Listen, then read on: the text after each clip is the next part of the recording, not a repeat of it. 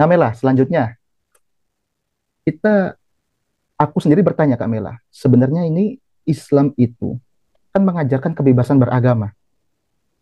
Dikatakan dalam suatu ayat la ikraha fiddin, tetapi dalam prakteknya ketika ada seseorang yang murtad langsung dihukum atau dibunuh.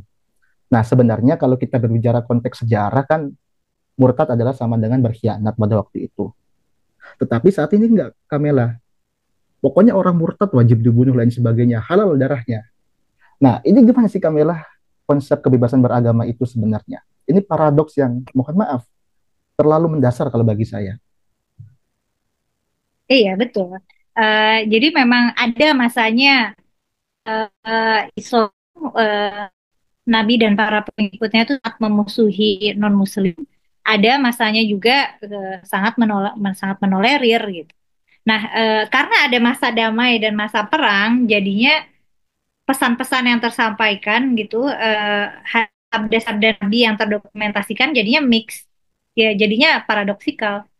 Nah, umat Muslim sekarang jadinya umat Muslim yang humanis nih, mereka akan ngambil dalil-dalil yang toleran, itulah ikraha fiddin, uh, lakum dinukum waliyadin, hal gitu. Tapi kalau misalnya umat Muslim yang keras, jadinya mengambil ini hadis-hadis Nabi yang bilang nih kalau ada orang murtad dan gak mau bertobat maka darahnya halal gitu, boleh dibunuh yang kayak gitu-gitu. Eh, karena ketika kita mengambil teks-teks sabda Nabi, kita kan kita tidak bisa secara langsung kecuali punya wawasannya gitu ya. Kita tidak bisa secara langsung menempatkan ini tuh kejadiannya di mana dan sedang apa gitu. Kayak hadis total berapa sih dengan yang palsu-palsu bisa ada jutaan gitu. Dan ketika kita tahu nih ada sabda Nabi yang bilang misalnya yang ceritanya ada dilema eh, Nabi dan para sahabat ini tawanan Yahudi dibunuh apa enggak? Oh ya udah bunuh gitu. Nah, ketika kita cuma mendapat cerita itu doang, kita akan menangkap wah berarti Islam ini memang anti Yahudi gitu. Tapi kan di sisi lain ada juga kisah-kisah di mana mereka bisa bekerja sama gitu. Atau ketika Nabi Nabi membela membela Yahudi gitu. Nah, masalahnya kebanyakan umat Muslim tidak punya wawasan yang mana ini juga aku tidak apa ya tidak terlalu menyarankan untuk belajar belajar banget sih. Misalnya kita nggak punya wawasan urutan kehidupan Nabi itu gimana dan urutan konflik dan resolusinya gimana gitu. Sehingga kita bisa menempatkan riwayat-riwayat pada lini masa konteksnya. Tapi sebenarnya kita nggak perlu, misalnya kita nggak perlu punya wawasan sejarah Nabi sebegitu luas atau kita punya wawasan ilmu tafsir atau ilmu hadis. Sebenarnya itu tuh nggak perlu perlu banget. Justru yang perlu banget tuh kita punya akal sehat. Ya kita nalar aja. Masa sih kita mau maksa orang beragama sama kayak kita? Jadi kita nggak perlu tuh cari di dalilnya. Jadi kalau dalil dibalas dalil nggak ada habisnya. Jadi ya kita baca konteks kita sekarang aja, ditambah sama nalar sehat kita aja, kita hidup di dunia di mana secara hukum kebebasan beragama itu dilindungi, which is good.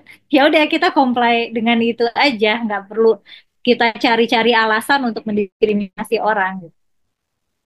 Nah, baik Kamela. Tapi gini Kamela, kalau terlalu banyak umat Islam atau umat beragama yang mau berpikir, bisa jadi kan nanti para pemuka agama kehilangan ladang bisnis Kamela.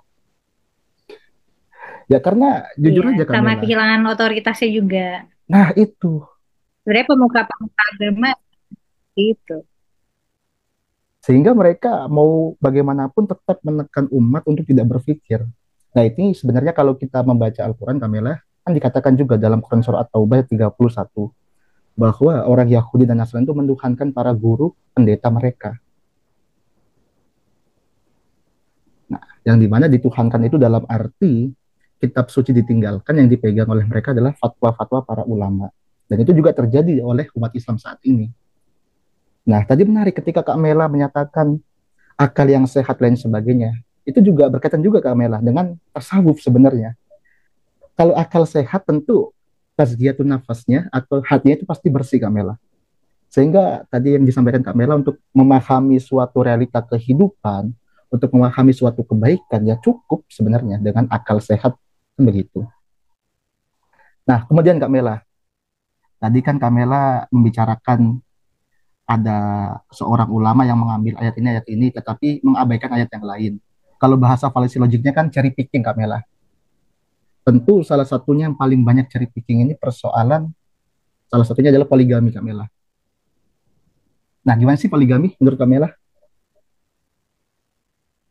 Kalau misalnya kita lihat pada konteksnya kan poligami saat itu lazim ya. Dan mungkin karena pertimbangannya adalah supaya dikhawatirkan banyak istri-istri yang terlantar, makanya poligami itu dibatasi gitu. Nikahilah dua, tiga, atau empat, tapi kalau kamu nggak takut nggak bisa adil satu gitu. Nah, orang di kita sekarang normanya adalah monogami kan, sepasang. Ketika kita dengar ayat poligami, kita kira itu perintah untuk menikahi lebih dari satu. Padahal ketika ayat itu diterima di zaman Nabi, itu adalah perintah untuk membatasi istri. Yang mana implikasi sosial yang terjadi adalah sahabat-sahabat yang punya istri lebih dari empat, mereka harus menceraikan istri-istrinya ya sampai minimal empat itu. Dan itu juga yang terjadi misalnya ada mereka menerima Islam, mereka juga harus menceraikan istrinya sampai minimal empat. Itu jadi dilema buat masyarakat Muslim saat itu. Dan mereka nggak kepikiran untuk nambah istri karena istri empat itu sedikit. Jadinya pengecualian poligami istri sebanyak-banyaknya itu cuma berlaku di Nabi doang. Tapi meskipun istri itu maksimal empat, kalau zaman dulu kan zaman Nabi kan masih ada budak ya. Maksudnya budak itu kan boleh digauli gitu. Jadi misalnya dia punya istri empat, tapi ya dia masih punya hamba sahaya empat lagi gitu misalnya. Hamba sahaya perempuan empat gitu. Ya kalau misalnya kita mau tempatkan poligami pada konteks sekarang, aku rasa agak sulit ya. Apalagi dulu kan menikahi perempuan itu biasa disebut sebagai ini diangkat derajatnya untuk membantu apalah membantu janda, untuk membantu perempuan yatim gitu.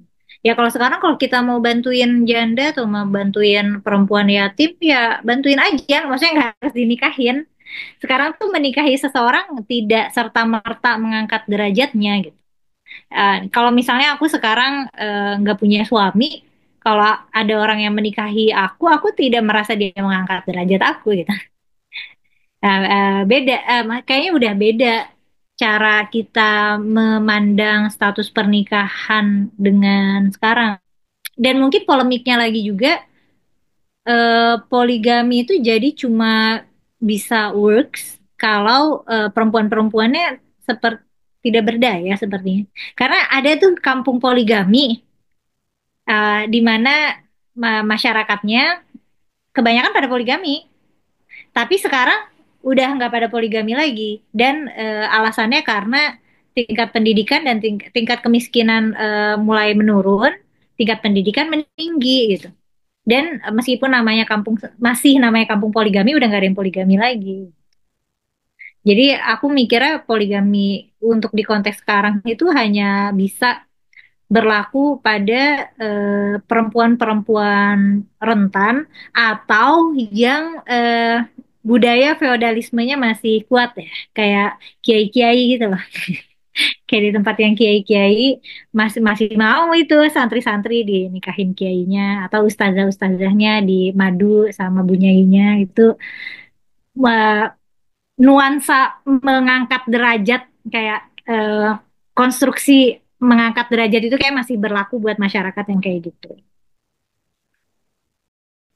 Ini kalau Kak Mela bahas masalah kiai ustadz, jadi aku pengen masuk nih Kak, masalah pembahasan pondok pesantren. Hmm. Jujur Kak Mela, aku dulu juga di pondok pesantren, tetapi aku mengalami ya tanzir lah bahasanya dulu dihukum lah. Itu dipukul Kak Mela pakai besi kan, sampai sekarang di badanku sebelah kiri masih sakit. Aku pengen tahu nih Kak Mela, ada nggak sih Kak pengalaman yang menyedihkan di pondok pesantren yang Kamela alami? Entah mungkin Ada. ditanjir atau apa itu? Gimana Kamela? Ya, ya itu juga ya ya apa namanya ya di hukuman fisik ya aku juga nerima gitu. Dan itu juga jadi bahan pikiran buat aku kenapa ya pembulian itu marak di pesantren gitu. Lebih marak di pesantren daripada kalau kita di sekolah umum gitu.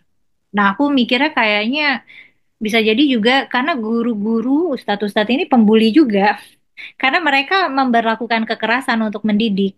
Jadi kayak mendidik dengan kekerasan melahirkan anak-anak yang melakukan kekerasan pada sesamanya.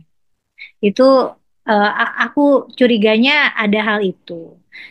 Kalau mengenai eksploitasi seksual misalnya, mungkin karena pesantren itu tempat yang tertutup ya, yang terisolasi. Pada umumnya terisolasi. Udah gitu anak-anak diajarkan untuk patuh, diajarkan untuk nurut, diajarkan untuk sangat menghormati guru-gurunya.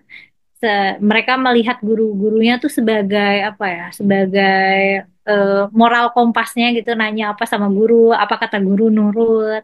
Nah, sehingga mungkin perempuan-perempuan muda di sana kalau misalnya ustadznya jahat gitu, melakukan kejahatan seksual, si santrinya bisa aja dia nggak tahu kalau dia dijahatin gitu. Dan nurut aja karena dia kira yang baik itu yang nurut. Ditambah lagi mekanisme pengawasannya kan sangat minim. Biasanya kan santri-santri diajarin untuk nggak ngelapor keluar ya.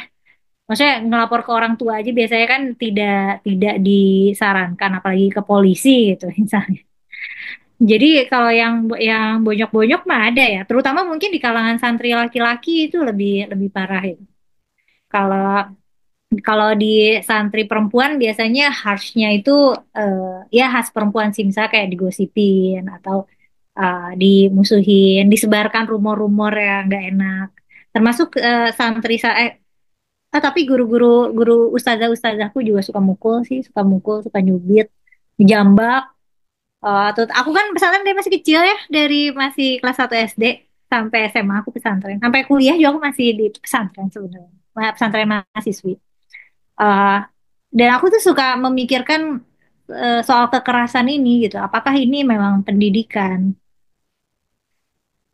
Sekarang aku jadi suka mikir ya, kayaknya ada guru yang galak banget, yang galaknya yang kalau aku pikir sekarang guru itu adalah seumuran aku sekarang gitu. Kalau aku mencoba memahami gitu, kenapa guru-guru itu dulu eh, kasar dan galak kayak gitu gitu. Kayak mereka stres deh, kayak mereka nggak betah kerja di situ dan pelampiasan stresnya ke santri-santrinya jadinya gitu. Jambak-jambakin aja nih anak-anak yang nggak nurut. Mungkin ya, ya aku nggak tahu. Tapi siklus kekerasan itu kayaknya tidak ada yang secara tegas memutus ya. Malah kayaknya dari atas-atasnya gitu, dari pimpinannya, kiainya itu memang membiarkan. Misalnya pukul pakai rotan. Aku nggak tahu sih kayak pukul pakai rotan, pukul pakai besi. Atau ada nih hukuman yang sholat di kolam. Jadi sholat di kolam air gitu. Dingin dan aku mondok kan di tempat di dataran tinggi ya, jadi dingin banget. Malah masih mending hukuman fisik yang bentuknya ini sih kayak disuruh squat jam atau lari gitu. Kalau misalnya dipukul tuh eh, di aku sekarang, aku yang dewasa sekarang, aku nggak bisa ngebayangin ada posisi di mana aku harus mukul anak kecil gitu. Semarah-marahnya aku. Tapi kalau dipikir waktu aku kecil, dipukulin guru-guru aku itu adalah hal biasa gitu. Yang bahkan kalau aku pikir-pikir lagi, kenakalan-kenakalan santri itu kenakalan nggak kayak cuma cabut nggak ke masjid, cabut nggak sekolah, yang kayak gitu-gitu sih. Maksudnya bukan kenakalan yang apa sih, yang narkoba gitu. Ya kenakalan-kenakalan remaja yang karena mereka ya karena males aja gitu. Dan kehidupan di pesantren kan relatif rutinnya begitu-gitu aja ya. Termasuk aku tuh pesantren aku tuh sangat sangat strict, jadwalnya padat.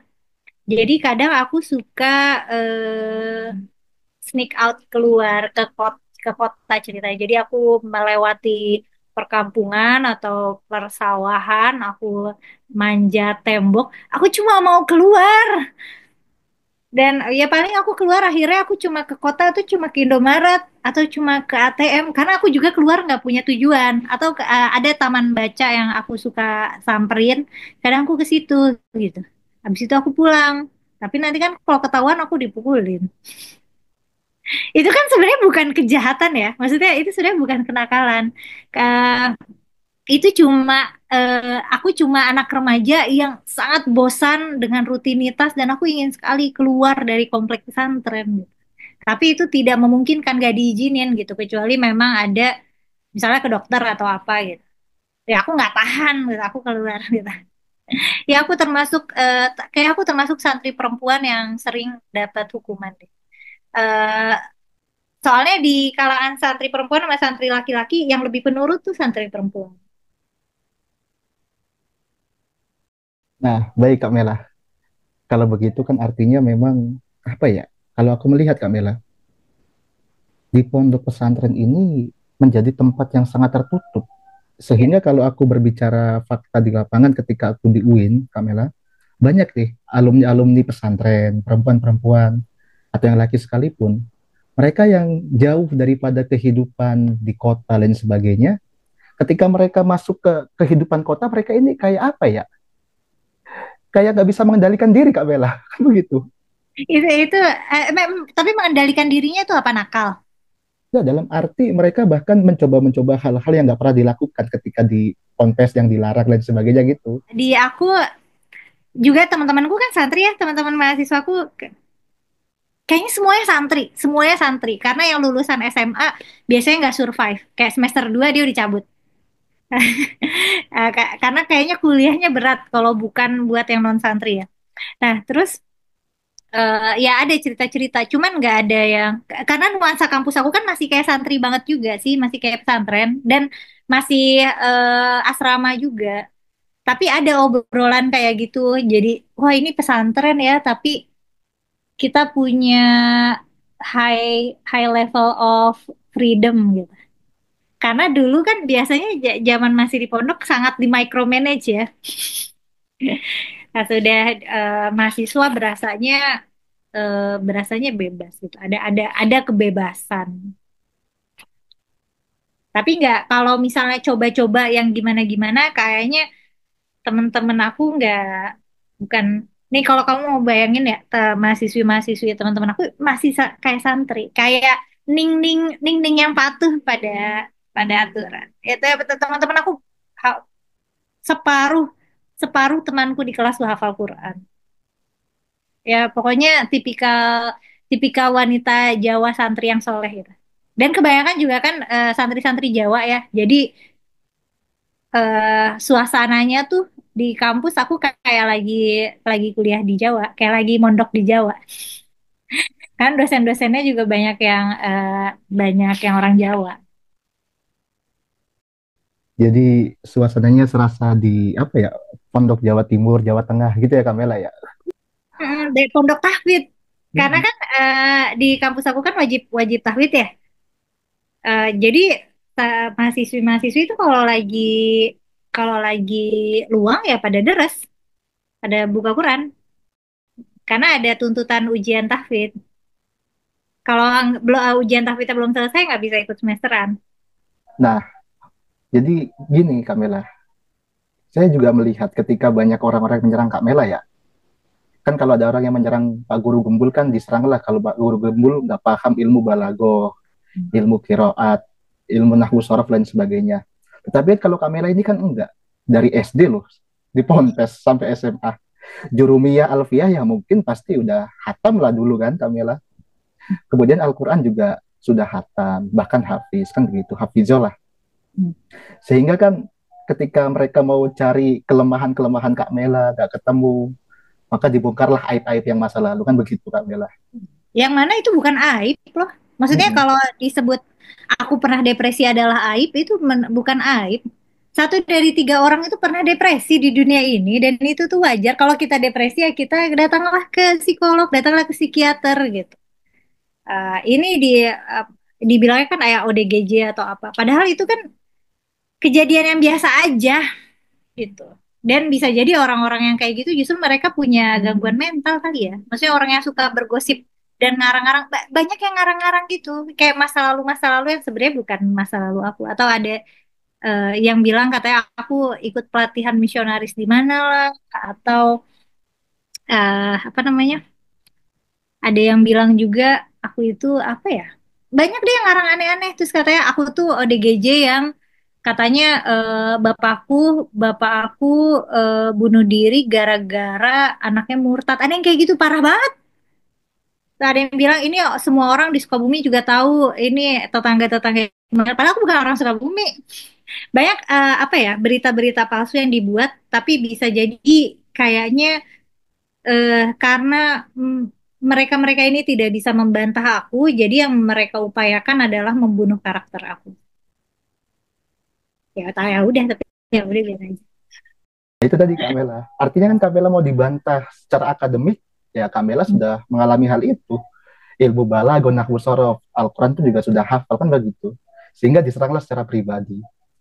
Dan juga kalau Kak Mela dikatakan dididik secara misionaris, waduh, ini orang Kristennya mau difatwa sesat dan haram kali sama almarhum Ya Bapak. itu berarti bapak ibu aku antek misionaris juga. Mereka udah ngajarin aku baca Quran dari sebelum aku masuk sekolah. Ya itulah Kak Mela. Padahal di Islam dikatakan kita nggak boleh namimah, nggak boleh gibah, tapi ketika ada orang yang berbeda diserang seperti demikian. Aku dulu juga Hmm. pernah Kak Mela diserang seperti itu.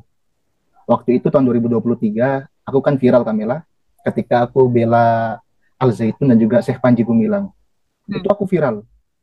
Sampai ada dosen-dosenku mengarahkan, udah jangan tampil dulu lah, lagi gak aman kondisi kan begitu.